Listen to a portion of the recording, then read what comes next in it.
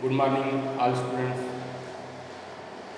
आज के टॉपिक में अपन देखने वाले इंटरनल एनर्जी। ठीक है, लास्ट टाइम अपन देखे थे मैक्सिमम वर्क डन। ठीक है, क्या देखे अपन लास्ट टाइम में मैक्सिमम वर्क डन। उसके लिए अपन इक्वेशन निकालते हैं W max is equal to क्या निकाल लेते हैं अपन ने 2.303 एनआरटी लाख 10 V2 अपन V1 और P1 अपन P2। ठीक है, अब आज देख रहे हैं अपन what is the internal energy. तो इंटरनल एनर्जी है ना, इसको इंडिकेट कैसे करते हैं अपन यू से। कैसे इंडिकेट करते हैं अपन यू से इंडिकेट करते हैं internal energy that is the U. Change in internal delta U का मतलब होगा कि चेंज इन इंटरनल एनर्जी। तो चेंज इन इंटरनल एनर्जी क्या है, इसमें final internal energy U2 minus initial internal energy U1। Final से क्या करेंगे, इनिशियल इंटरनल एनर्जी को माइनस करेंगे तो मतलब कौन सी वैल्यू मिलेगी, delta U। Delta U is equal to U2 minus U1 that is final internal energy minus initial internal energy.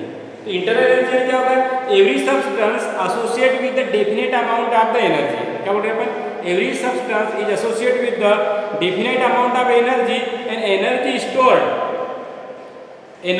होगी is a internal energy।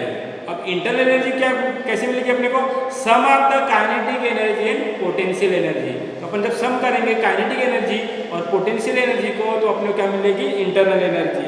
तो energy internal energy of is made up of the या sum of the kinetic energy plus potential energy is the internal energy. क्या करना है अपने को, internal energy क्या होगा, अपन स्टोर करके रखेंगे इसको। एवरी सब्सटेंस डिनोटेड बाय अपन बोल रहे हैं कि स्टोर करके रखेगा, और kinetic energy plus internal energy दोनों को अपन ऐड कर रहे हैं। काइनेटिक एनर्जी और इसको पोटेंशियल एनर्जी को दोनों को ऐड करेंगे अपन, ये हो जाएगी ke plus pe is equal to u यानी sum of the made up of kinetic energy plus potential energy is equal to internal energy. Internal energy U से डिवाइड किए डेल्टा यू है वो change in internal energy U2 minus U1। U1 है क्या जाएगा, U2 है final internal energy, ये हो जाएगी इनिशियल इंटरनल एनर्जी। तो U1 and U2 are internal energy of the initial state and final state respectively by the function it is the extensive property. क्या बोलते हैं अपन, ये एक्सटेंसिव प्रॉपर्टी है। ये ट्रांसफर ऑफ एनर्जी, एनर्जी अगर transfer होगी तो किस फॉर्म में होगी, एक तो वर्क होगा या तो हीट के फॉर्म में होगा। तो energy is transfer as a work by the heat and system would change internal energy. और क्या होगी, वो चेंज होगी बोलता है internal energy system to be monitor. जैसे अपन क्या बोल रहे हैं कि कंप्यूटर है, कंप्यूटर में क्या करते हैं अपन, मॉनिटर को सप्लाई कर रहे हैं माउस से। तो माउस क्या करता है, सप्लाई कर रहा है एनर्जी किसको, कंप्यूटर को। तो अपन लिखते हैं delta U is internal energy supply to the remove from system need to be monitor. तो मॉनिटर को इंटरनल एनर्जी सप्लाई कर रहा है। इसमें सबसे पहला एग्जांपल लिखते हैं, क्या पता है उसमें, एनर्जी ट्रांसफर हो रही है to the system by heating. क्या बोल रहे हो, एनर्जी ट्रांसफर होगी कब, by the system by heating it perform. अगर अपन उसको हीट कर रहे हैं, कोई सब्सटेंस है और उसको अपन क्या कर रहे हैं, वहाँ से एनर्जी ट्रांसफर हो रही है, उसको हीट करने के बाद में क्या हो रहा है, उसका फॉर्म हो रहा है क्या में, एनर्जी में। एक तो हीट होगी या तो वर्क होगा। ये पहला बोल रहे हैं it added to the system, यानी अपन क्या कर रहे हैं वहाँ पे अगर हीट कर रहे हैं इसका मतलब उसमें क्या कर रहे हैं अपन, इंटरनल एनर्जी को ऐड कर रहे हैं।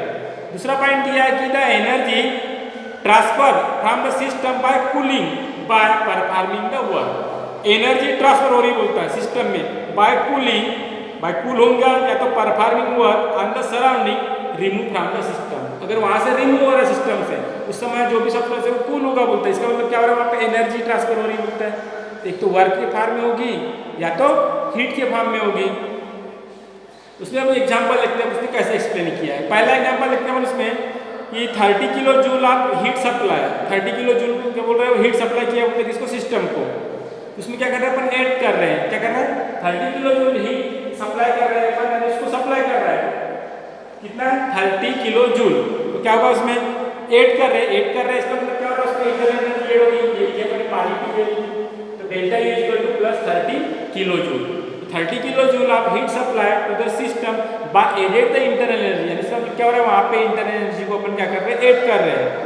सेकंड है इफ 20 किलो जूल, ये लिखिए अपन इफ 20 किलो जूल आप work done on the system is added to the internal energy. अब 20 किलो जूल अगर वर्क हो रहा है उसमें, इसका तो वहाँ पे क्या हो रहा है, वो ऐड हो रही है एनर्जी ऐड हो रही है, कितनी हो रही है, प्लस 20 किलो जूल हो रही है। तीसरा लिखा अपन delta U equal to -25 kilojoule. अब नेगेटिव साइन है इसका मतलब वहां पे क्या हो रहा है, रिलीज हो रही होगी, है ना, रिलीज हो रही है। सपोज ये सिस्टम रिलीज बता रहा है ना, सपोज ये सिस्टम, तो यहाँ से क्या हो रहा है, उतनी एनर्जी क्या हो रही होगी, रिलीज हो रही होगी। अपन ने लिखा -25 किलो जूल।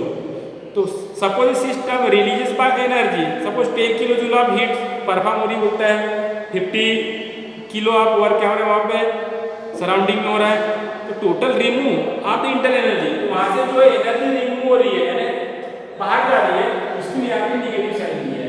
इसका मतलब एडेड हो रही है, प्लस साइन है, इसमें भी एडेड हो रही है plus system to the surrounding, इसमें क्या हो रहा है, रिमूव हो रही है, रिमूव हो रहा है, इसका मतलब यहाँ पे नेगेटिव साइन दी है। ठीक है, ये हो गया इंटरनल एनर्जी। इंटरनल एनर्जी क्या है, sum of the kinetic energy plus potential energy is called internal energy. Internal energy denoted by U, फिर अपन ने लिखा delta U equal to u2 minus u1, that is the final internal energy minus initial internal energy. Okay, और this is the property by the extensive property, क्योंकि किसी और पर depend रहेगी। उसके बाद अपन ने बताया कि ट्रांसफर ऑफ एनर्जी क्या में हो रही है, एक तो वर्क में होगी या तो हीट में। अपने पहले पता है कि एनर्जी ट्रांसफर हो रही है system by heating, it perform by the work and the added the internal energy.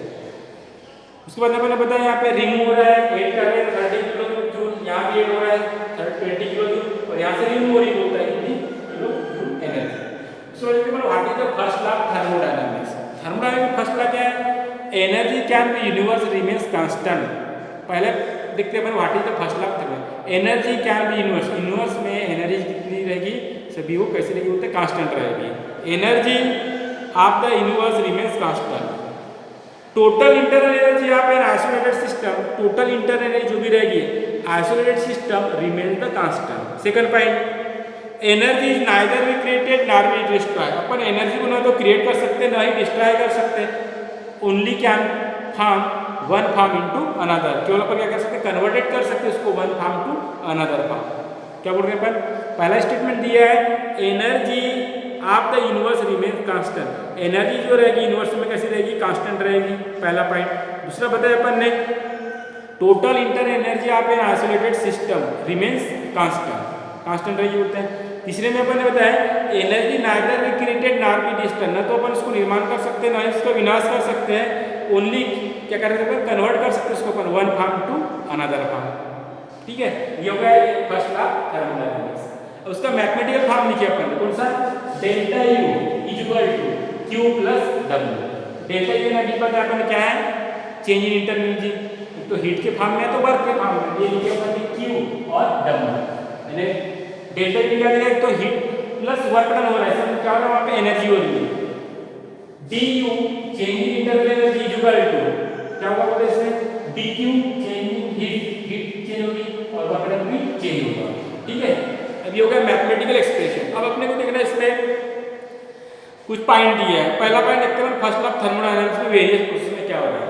पहला पॉइंट देखते हैं यहाँ पे आइसोथर्मल प्रोसेस। ठीक है, यानी कि अपन आइसोथर्मल प्रोसेस, तो आइसोथर्मल प्रोसेस में क्या होता है, टेम्परेचर रिमेन्स कांस्टेंट होता है। ठीक है, temperature is constant, internal energy कैसी रहेगी, कांस्टेंट रहेगी। टेम्परेचर ही नहीं बढ़ेगा तो हीट बढ़ेगी कि नहीं बढ़ेगी, और हीट नहीं बढ़ेगा तो इंटरनल एनर्जी नहीं बढ़ेगी, तो टेम्परेचर रिमेन्स कांस्टेंट, इसलिए फिर इंटरनल एनर्जी कैसी रहेगी, यहाँ पे जीरो रहेगी। टेम्परेचर कांस्टेंट है, internal energy is zero, delta U equal to होगा जीरो। इक्वेशन क्या होगा इसके पास में, delta U equal to zero Q plus W, या डब्ल्यू की वैल्यू क्यू माइनस क्यू, ये होगा पहला इक्वेशन। क्योंकि क्या बोलते हैं अपन, temperature remains constant, temperature constant है, हीट नहीं होगी, इंटरनल एनर्जी बढ़ेगी, इंक्रीज नहीं होगी। अब ये हो गया पहला प्रोसेस में आइसोथर्मल। एडियाबेटिक, एडियाबेटिक में क्या होता है कि जो हीट रहेगी यानी क्यू, क्यू जो रहेगी वो कांस्टेंट रहेगी। एडियाबेटिक में neither exchange of heat not system to the surrounding.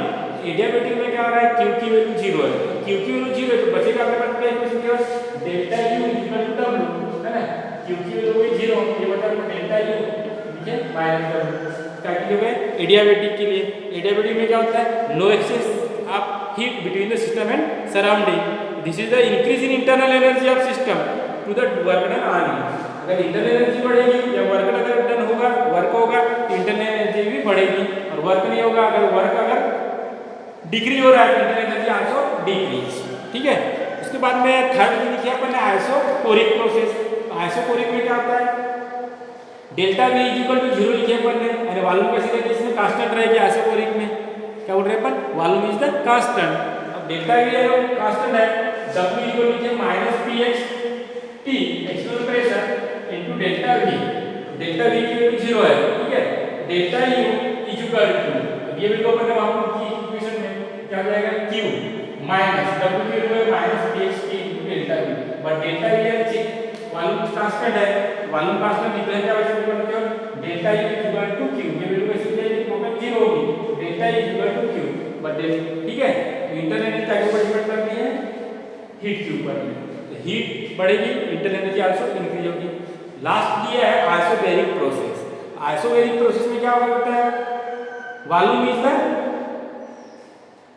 क्या रहेगा, आइसोबैरिक में बोल रहा है कि isobaric process is the pressure is the constant, क्या बोल रहे हैं अपन, volume is not constant, pressure is the constant रहेगा, तो chemical reaction in carried out the open vessel, ठीक है, यानी कि अपन isobaric process is equal to यानी कि q is equal to qp, ठीक है, p यानी एक्सटर्नल प्रेशर हो गया and delta U by qp, अब उसमें सॉल्व करेंगे अपन तो q की वैल्यू मिली अपने ऊपर से qp is equal to minus pxt plus delta v, अब ये वैल्यू पुट कर रहे हैं अपन qp में क्या मिलेगा, delta v plus px into delta v, this is the various process. इसमें क्या बोल रहे हैं, the reaction carried out in open container under constant atmospheric pressure in the chemistry given indicate the heat change occurring at the constant pressure, इसमें constant को रहता है, pressure constant रहता है, तो प्रेशर डिपेंड करेगा कि इसमें हीट चेंज हो रही है या नहीं हो रही है। इस तरह से अपन देखिए डिफरेंट टाइप्स ऑफ प्रोसेस क्या है, internal energy and first lab thermodynamics, thermodynamics तीन स्टेटमेंट देखिए अपन ने, उसका मैथमेटिकल फॉर्म देखे, फिर वेरियस प्रोसेस देखिए अपन ने, पहला कौन देखिए आइसोथर्मल प्रोसेस देखे, उसके बाद में एडियाबैटिक, आइसोथर्मल में क्या होता है टेम्परेचर कांस्टेंट होता है, एडियाबैटिक में क्या होता है हीट कांस्टेंट रहेगी, no exchange heat between system and surrounding, तीसरे में अपन ने देखिए कौन सा आइसोकोरिक प्रोसेस में बोले वॉल्यूम कांस्टेंट रहता है, और लास्ट देखिए अपन ने आइसोबैरिक प्रोसेस जिसमें क्या होता है प्रेशर कांस्टेंट रहता है। इस तरीके से अपन ने डिफरेंट टाइप्स ऑफ प्रोसेस हुए, ठीक है। अब नेक्स्ट वीडियो में देखेंगे अपन what is the enthalpy, enthalpy ने क्या होता है, इंटरनल क्या के ऊपर डिपेंड कर रही है, वो वर्क और हीट के ऊपर, अगर वर्क हो रहा है या हीट बढ़ रही है इंटरनल एनर्जी बढ़ेगी, अगर हीट या वर्क नहीं हो रहा है या वो कम हो रही है डिक्रीज हो रही है तो इंटरनल एनर्जी भी डिक्रीज होगी। Thank you.